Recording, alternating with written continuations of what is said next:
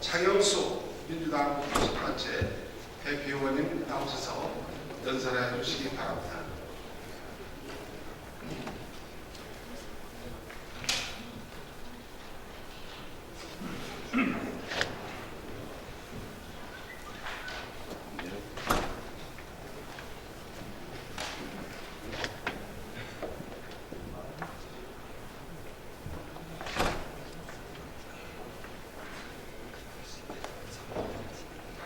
대표 연설에 앞서 현재 조류 인플루엔자로 농가 14곳에서 13만 8천여 마리의 닭과 오리를 산책을 하고 위험 지역에 있는 부화장의 오리알과 달걀 196만 1,450개를 폐기해야만 한 농가의 깊은 위로의 말씀을 드리겠습니다. 하루가 다르게 피해 농가는 늘어가고 있습니다. 과거 조류 인플루엔자로 인해 전라북도 농가 피해액은 천문학적이었지만 정부의 대책이 미흡해 농가에는 불신과 불만의 목소리가 높았습니다. 지난날의 어려움을 잊어서는 안 될 것입니다.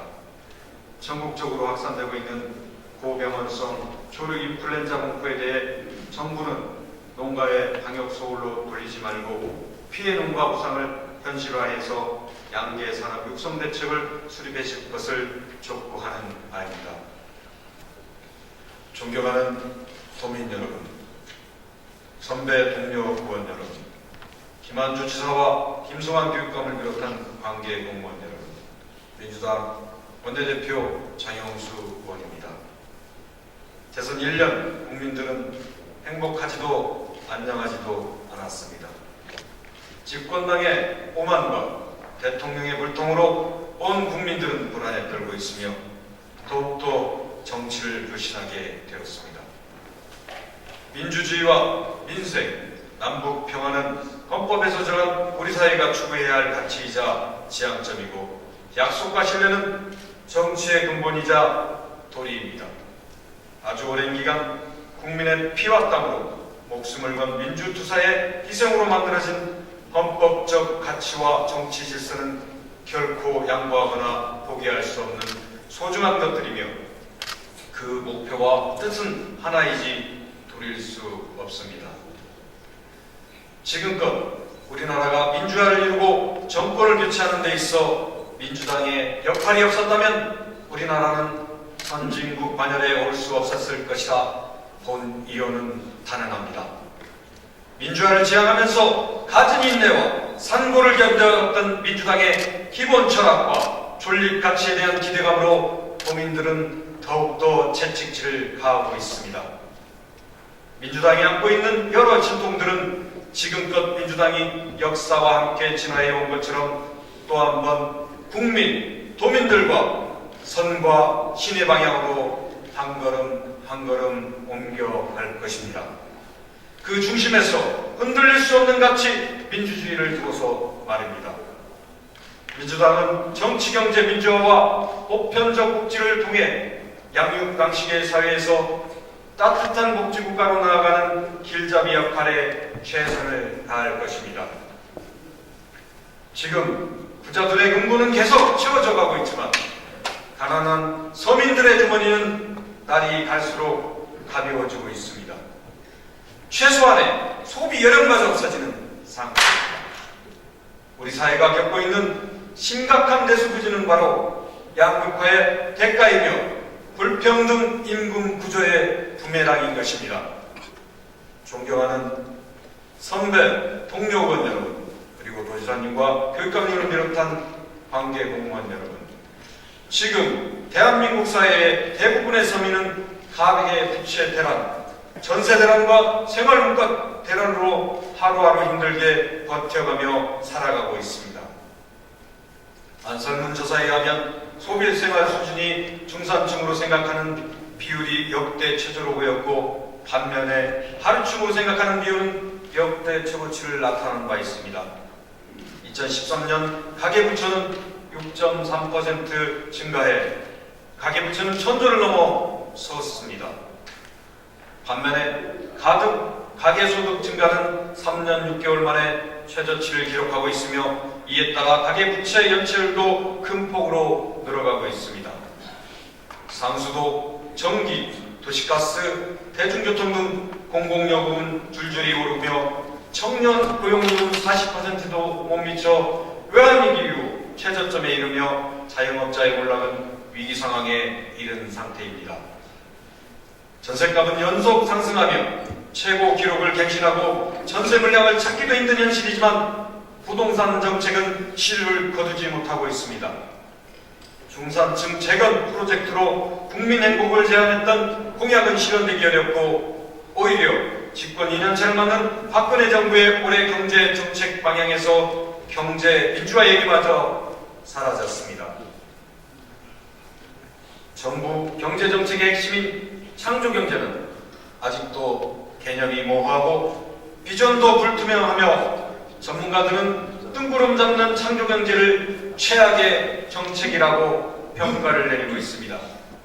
정부는 창조 경제를 말하고 있지만 그 실질적인 실현 조건은 배제한 채 낡은 재벌 중심 경제 살리기로 정책 기조를 잡았기 때문입니다. 현재 대한민국은 수도권을 경제력이 집중되고 재벌의 횡포와 부식으로 극심한 쏠림 현상에 몸살을 앓고 있습니다. 우리 전라북도는 지난 2010년 광주, 대구와 더불어 영구개발특구 지정을 신청했습니다. 전북만 유일하게 특구 지정이 보류된 반면 전북보다 한 발 늦었던 부산마저 2012년 특구로 지정됨으로써 반복되는 지역 차별에 도민들의 상실감만 깊어져 가고 있습니다. 이제는 달라져야 합니다. 고용시장에만 의존하는 일자리 창출부터 달라져야 합니다. 중소기업, 중견기업 육성을 통해 창조, 혁신, 생태기업을 통해 지역산업 육성을 통한 좋은 일자리를 만들어가야 합니다. 공평하고 정의로운 상생과 협력의 경제민주화를 통해 고용없는 흥작, 중소기업과 자영업자의 몰락, 노동시장의 양극화, 중산층의 붕괴를 해결해야 할 것입니다. 시장 망명주의자만이 아닌 사람 중심의 사회적 경제 구조 정책 구축을 통해 지역 주민들이 지역 자원을 활용해 해결할 수 있는 지역 순환 경제를 만들어야만 좋은 일자리를 창출하고 함께 무너진 공동체를 복원할 수 있을 겁니다. 지방과 수도권이 균형 있게 발전될 수 있도록 지역대학과 지역과학기술 역량 강화를 위해 지원을 아끼지 말아야 합니다. 존경하는 도민 여러분, 지난해 무차별적으로 추진된 농업 개방이 올해에도 실체를 드러내 놓을 것입니다. 한중 FTA 1단계 협상이 지난 9월 타결되었고 각 분모 개방 일정을 논의하는 2단계 협상이 11월부터 시작되었습니다. 12월에는 한 호주 FTA 협상이 타결되었고 캐나다, 뉴질랜드 FTA 협상도 재개되는 등 지난해는 농산물 시장 개방이 빠른 속도로 진행되었습니다.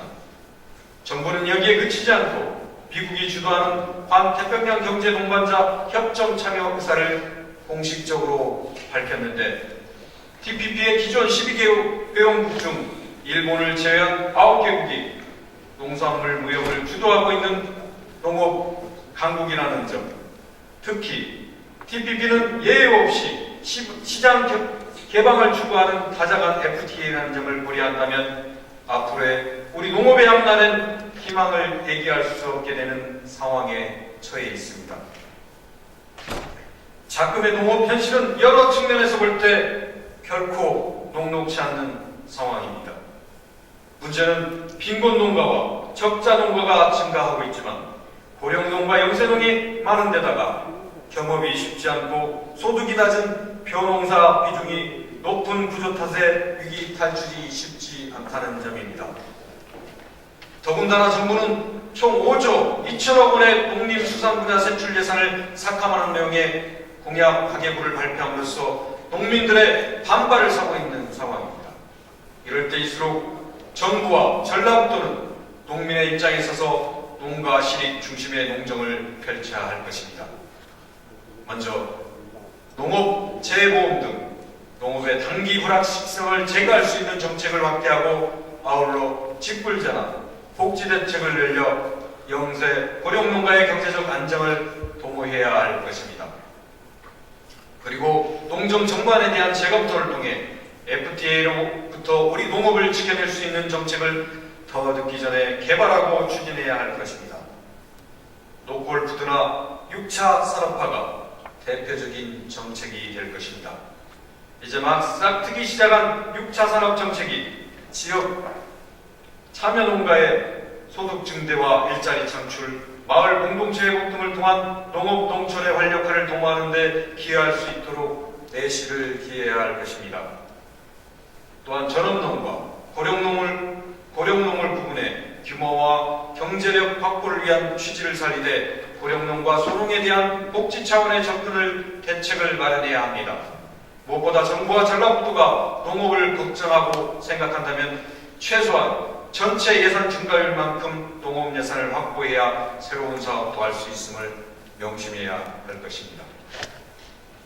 국가는 농가들이 경영을 지속할 수 있는 안전망을 만들어줘야 하며 지자체는 현장에 밀착된 정책을 펴야 농가와 생산자 단체는 마을 조직화를 통해 생산비를 절감하는 노력이 삼위일체로 빛을 발할 수 있을 것입니다. 존경하는 도민 여러분, 지난해 대선에서 각 후보들은 앞다투어 복지 공약을 내세웠습니다. 그중 노인복지는 이슈의 중심이었습니다. 복지 선진국에서는 와는 달리 한국의 경우 복지와 연금제도가 부족해 그동안 정년을 맞고도 일해서는 은퇴하지 못한 채 일자리를 계속 찾아야 하는 상황에서 고령화 추세는 더욱 빨라지고 있습니다. 이에 대한 치밀하고 장기적인 전략이 시급합니다. 복지 분야 일자리를 발굴, 기초단체와 연금 일자리를 확대토록 촉구 지원하고 노인에 대한 적합한 특수직종을 발굴해야 나갈 것입니다. 아울러 일부 저소득층이 지원되던 선별적, 시혜적 복지 차원을 넘어서 국민 모두에게 인간다운 생활 보장을 위해 의료, 보육, 교육 등의 보편적 서비스를 제공받는 것은 국민의 권리이자 국가의 당연한 의무입니다. 보편적 복지를 통해 보육, 장애인 교육, 청소년 가장, 노인 문제 등을 복지 정책을 한 단계 발돋움하는 해가 되어야 할 것입니다. 복지는 가진 자와 가지지 못한 자 모두 국민의 권리이며 국가의 의무입니다.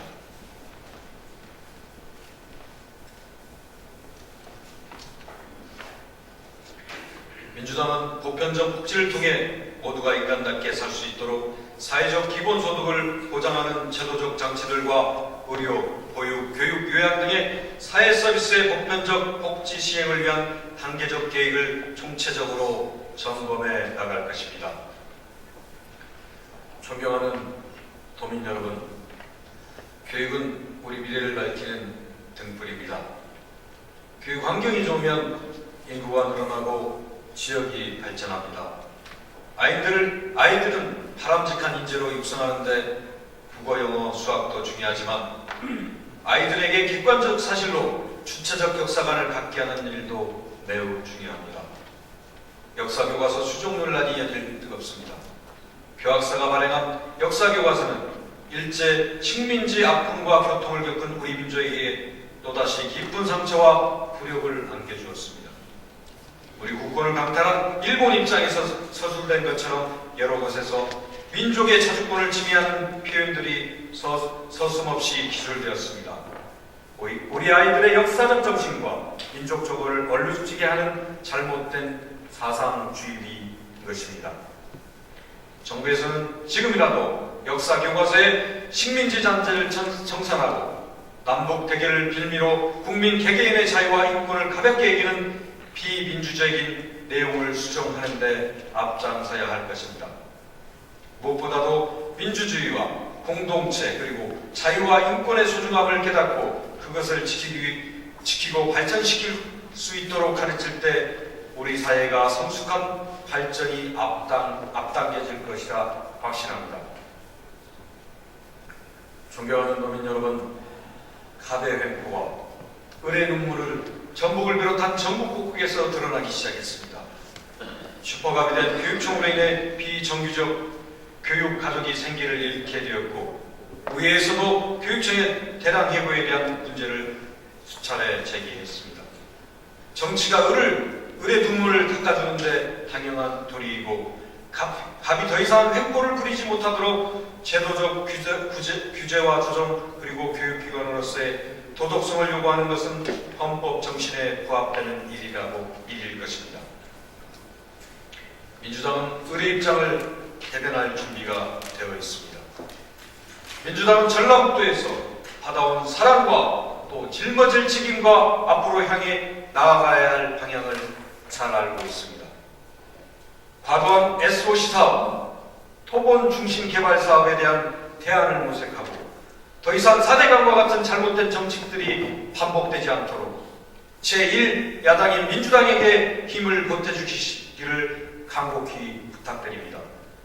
민주당의 고향에서 굳건히 서서 목소리를 낼 수 있도록, 민주당의 정체성을 지킬 수 있도록 도민 여러분 다시 한번 민주당을 일으켜 세워주시고 더 키워주시기를 부탁드리겠습니다. 도민 여러분의 목소리에 귀를 기울이고 소통하는 초심을 잃지 않는 민주당을 위해 거듭나겠습니다. 진심으로 민주당은 도민 여러분을 사랑합니다. 경청해 주셔서 감사합니다.